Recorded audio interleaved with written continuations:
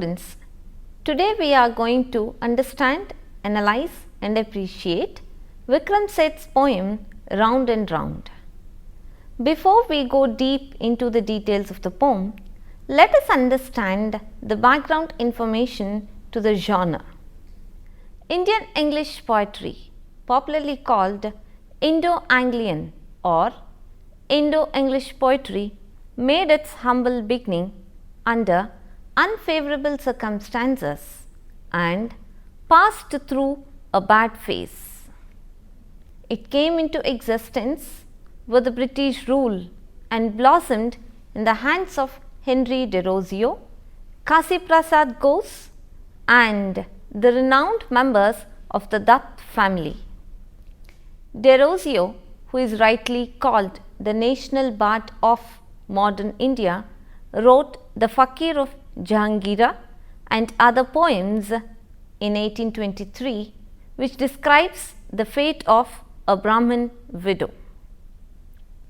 After Derozio, Kasi Prasad Ghose strived to keep the torch of Indo-Anglian poetry burning through his work, The Sher or Minstrel, in about 200 pages in 1830.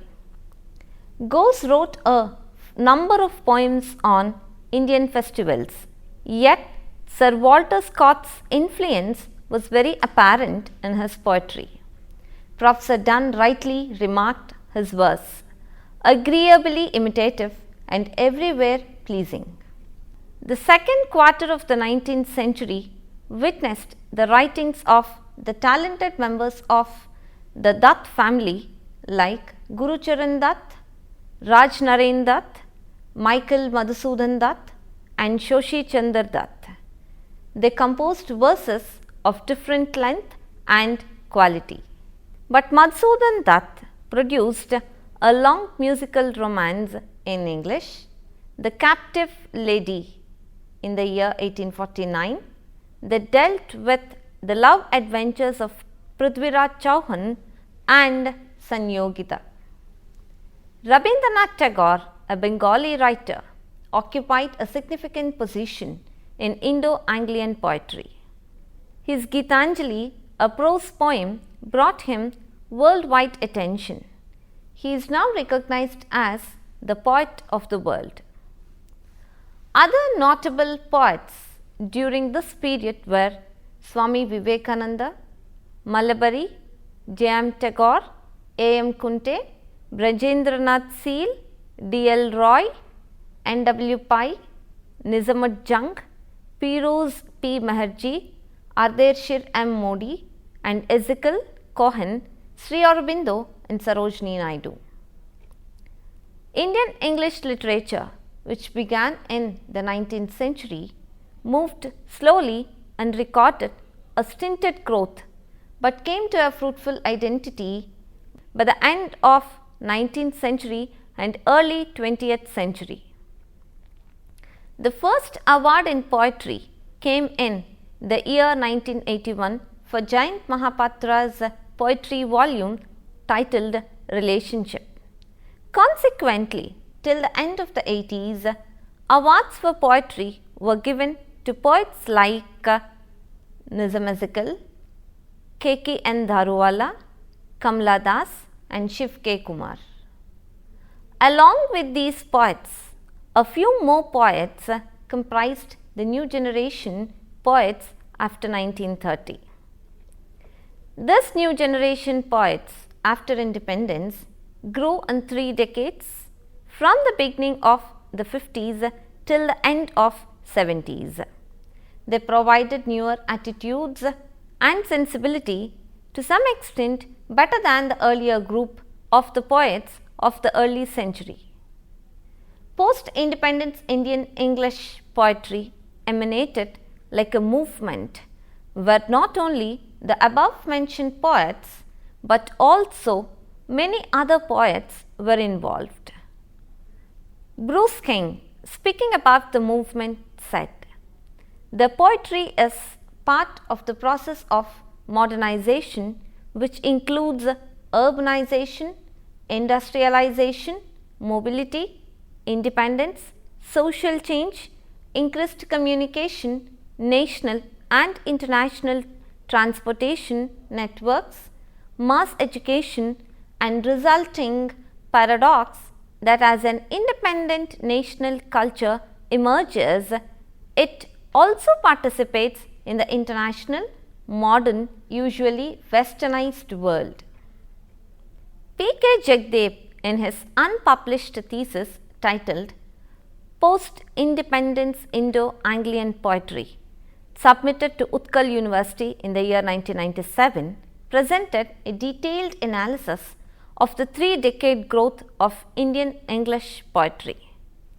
The first decade, that is the 50s, as a transitional decade, as poetry continued with the influence of early romantic and spiritual poetry, and new poetry free from romantic or spiritual influences originated particularly in the poems of Dom Maurice and Nizam-Ezekiel. He called 60s as the decade of creativity, when the changes emerged in the 50s in the form of new poetry, and new poetry bore fruit. Apart from the earlier mentioned two poets, new poets like A.K. Ramanujan, R. Parthasarathi and Kamala Das also emerged as great poets.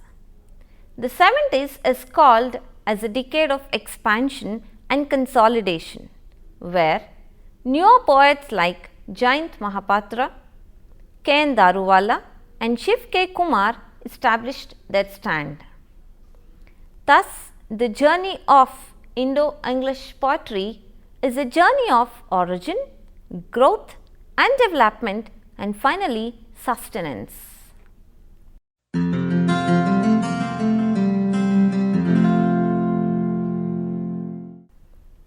Vikram Seth is widely recognized as a poet, novelist, travel writer and author of children's books. He was born in Calcutta, India. He received his primary and secondary education in India. Later, he studied philosophy, politics and economics at Corpus Christi College, Oxford. He then moved to California to work on a graduate degree in economics at Stanford University. There he got the opportunity to meet Timothy Steele, a poet who largely influenced his work. Seth dedicated The Golden Gate, a verse novel, to him. It was his first novel and was published in the year 1986, when he was only 34 and received Sahitya Academy Award in the year 1988. Later, A Suitable Boy and an Equal Music was published in 1993 and 1999 respectively. A Suitable Boy bagged the Commonwealth Writers' Prize in the year 1994. He published his first collection of poetry titled Mappings in the year 1981 at Nanjing University, China. The period witnessed other poetry books like The Humble Administrator's Garden, published in the year 1985, All You Who Sleep Tonight, published in the year 1990, and the present poem is taken from the same, and Beastly Tales from Here and There, published in the year 1992. Among these works, The Humble Administrator's Garden won the Commonwealth Poetry Prize for Asia. Besides, Seth also has 3 Chinese poets published in the year 1992, a collection of translations of Chinese poets Wang Wei, Li Bai and Du Fu, a libretto, Arion and the Dolphin, published in the year 1994. He captured in words his journey across China and Tibet to India in a book titled From Heaven Lake, Travels Through Xinjiang and Tibet, published in the year 1983. The book secured him Britain's most prestigious travel writing award, the Thomas Cook Prize. His latest work is Two Lives, published in the year 2005, a memoir of the marriage of his great uncle and aunt. Thus, after a careful analysis of his writing career, one agrees that Seth has worked with almost all genres of writing. From 1981 till 2005, his writings include 3 novels, 4 poetry books, 1 book of translation, 1 libretto, a travel book and a biography. Though Seth mastered almost all genres, he distinguished and established himself in writing novels and poems. He has been established himself as a major writer in the Indian English literature. Critics have highly praised Seth's observational skills and sensitivity to Chinese culture in From Heaven Lake. He is also admired for his ability to accurately communicate that culture to the readers. The Golden Gate also received wide acclaim for its technical virtuosity, inundated with wit and simple language that moved from lofty literary style to colloquial speech. Many critics believed that Seth overemphasized rhyme to decrease the story's depth and character development. Nevertheless, it is regarded as an achievement, especially during a period when strict devotion to meter and rhyme is not generally considered by many poets.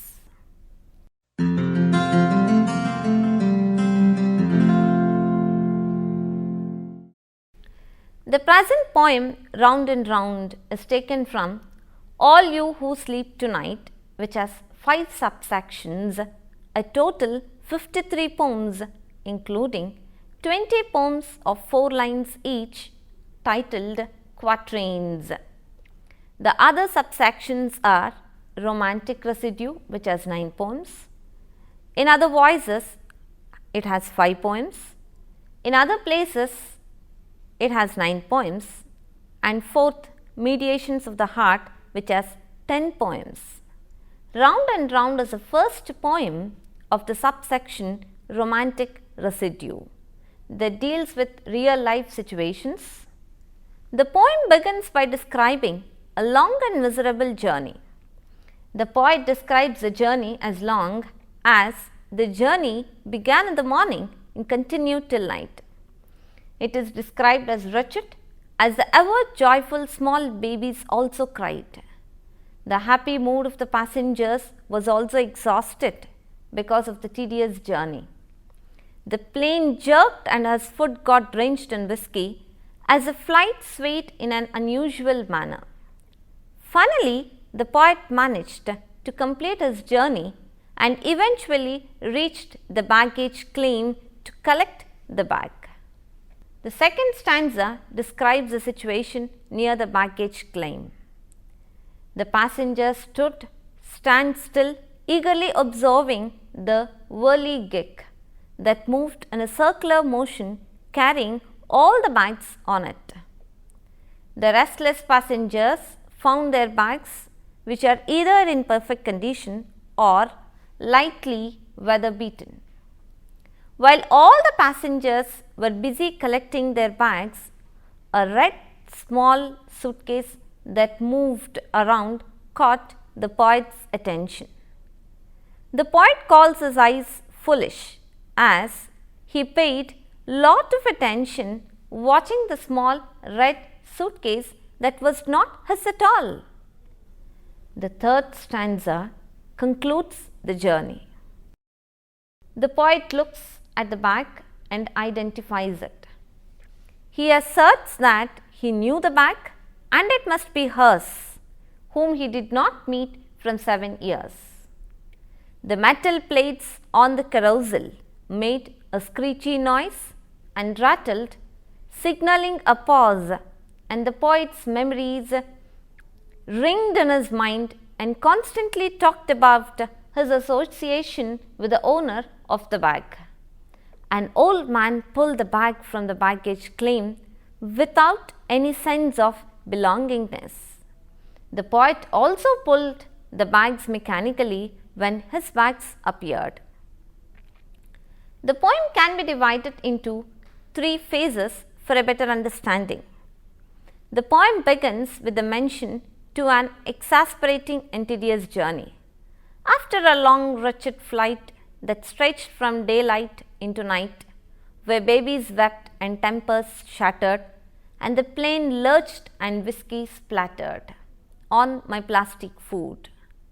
After the long journey is over at the destination, the poet comes to finish off the last and routine job, that is, to claim his bags from the baggage claim. This is the first stage where the poet sticks to reality, the reality of a flight. The second stage begins at the baggage claim, where he goes back to nostalgia, springing from the sight of a red and a small suitcase rotating in the carousel leads to a lost and forgotten relationship in an analogous situation. I knew that bag, it must be hers. We hadn't met in 7 years, and as the metal plate squealed and clattered, my happy memories chimed and chattered. At the end, that is the third phase, is an anticlimax as well as a realization of how time moves and destroys both dreams and relationship. The poem ends with an emphasis on the acceptance of the hard and harsh realities of life. An old man pulled it off the claim, my bags appeared, I did the same.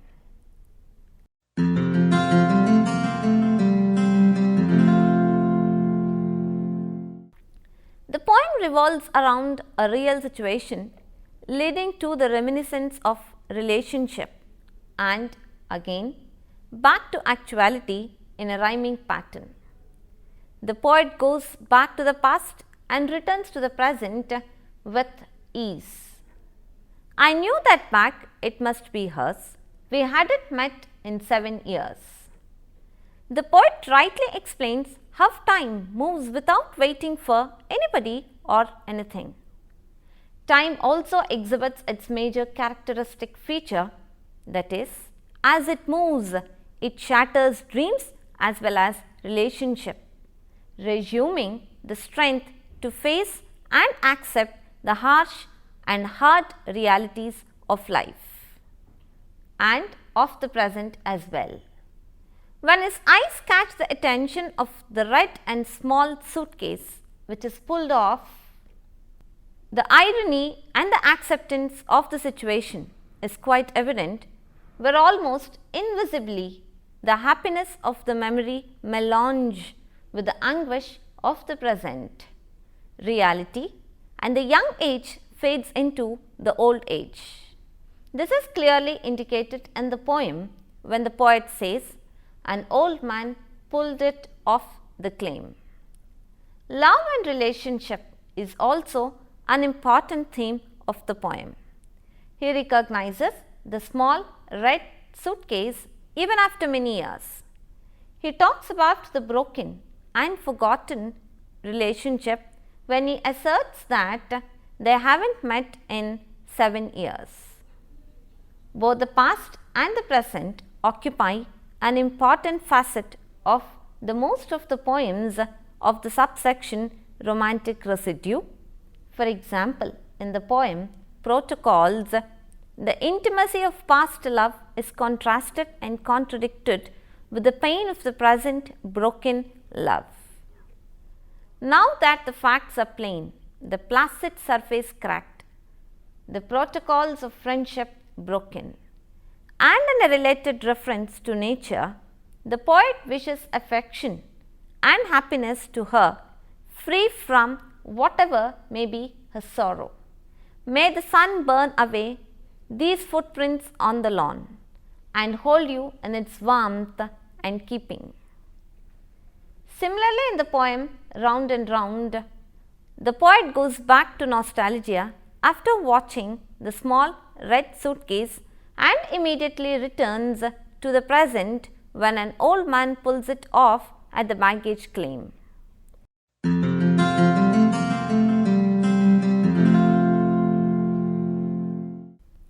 In his introduction to the poems 1981-1994, Seth asked 3 questions to himself related to poetry. The first question was, how did I begin to write it? Secondly, why do I write so much of it in rhyme and meter?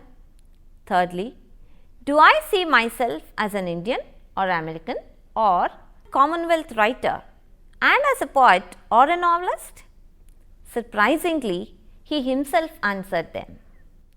While answering the first question, he pointed out that he started to write poems when he was unhappily in love as a university student. However, he believed that the poems were exaggeratedly sentimental and memorable only for their banality. To the second question, he accepted that most of his poems are written in free verse. That's because he read Whitman or Lawrence widely, and when poetic lines came to his mind, when he needed the help of poetry either to delight or remind or suggest or console, was almost unfailingly in meter and often in rhyme.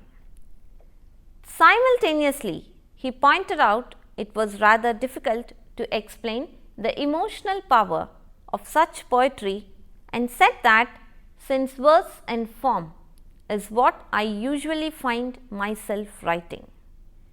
To the third question, he answered that such imaginative categories were though fascinating yet irrelevant in the final analysis.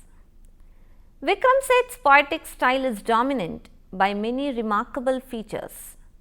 Some of these may be highlighted for a brief assessment.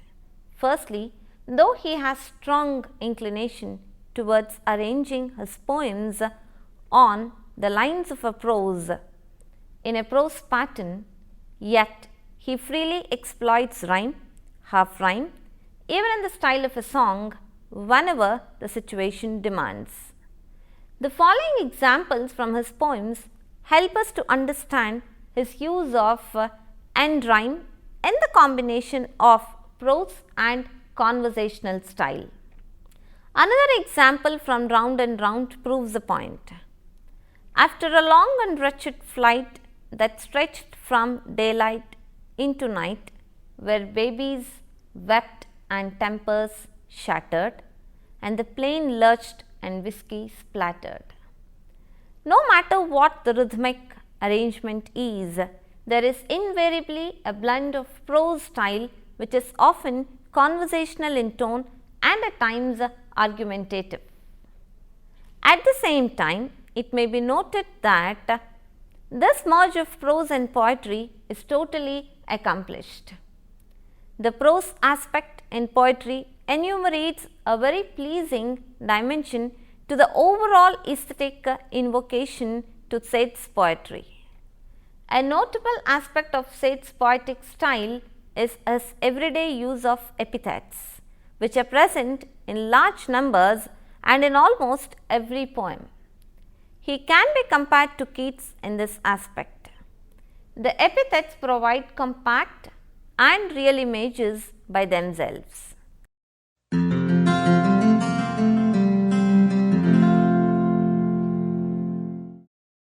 Seth also creates images through appropriate combination of words and phrases.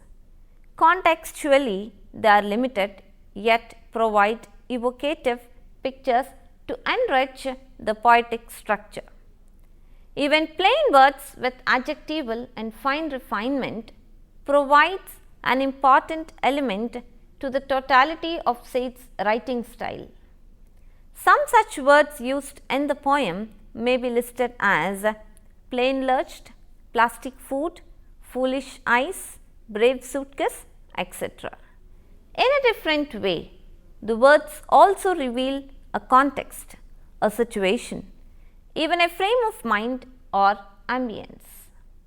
Thus, as in the poem Long and Wretched Flight, babies wept, plane lurched, anxious travellers, foolish eyes, circled round, happy memories, an old man pulled, etc. All these words not only denote the poet's mood, but also describe the context and the situation of the poem. The above words also talk about the poet's restlessness in the journey, both in flight and in life, restlessness at the sight of a small red suitcase, and restlessness when it was pulled off by an old man as an indication of permanent strain in relationship with her. The use of irony, used in both short and large contexts, is all encompassing in most of his poems, and Round is no exception. Seth's comparison of his eyes as foolish eyes, is a clear indication of the above point. Thus, Seth's poetic style has many features, starting from the use of prose pattern as an aspect of poetic structure to the appropriate use of epithets, images that provide necessary accompaniments to the use of wit, humor and irony as part of attitude and point of view. The readers travel to many other aspects like defining the situations, atmosphere and providing a concrete picture through complete and detailed observations to developing a tone ranging from frivolity to ruminative and from individual attachment to distant detachment, and showcasing skilled descriptive and narrative technique.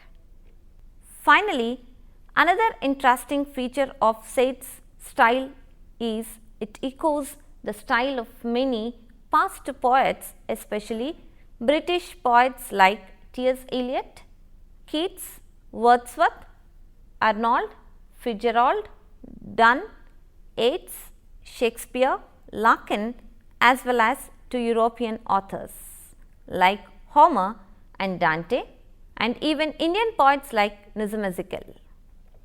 It is referred to as interesting because they do not directly influence Seth's writing style.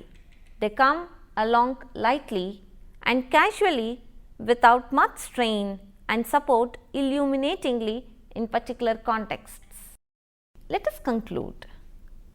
Vikram Seth considered himself as an Indian and chiefly as a poet, and pointed out that the desire to write about anything is such a rare and mysterious feeling that it is pointless to preempt or constrain it by notions of subject or geography or genre. Seth's poetic art and his view on his poetic art and craft are enlightening. A thorough analysis of his poems would prove the point. I hope you all understood the poem and enjoyed. Thank you.